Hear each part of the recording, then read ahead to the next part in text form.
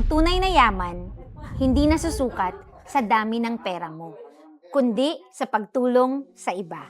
Kahit gaano karami ang pera mo, hindi nito kayang pantayan ang halaga ng isang pusong marunong magmahal at magmalasakit.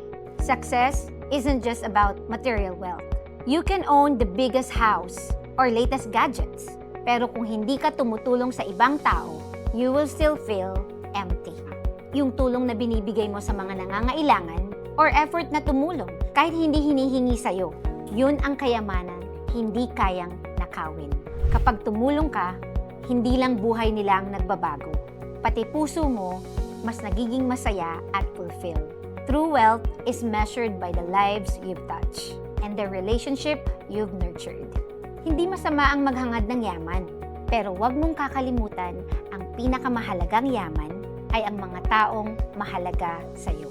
So today, choose to help, choose to care, dahil ang yaman nabubuo sa pagmamahal at malasakit.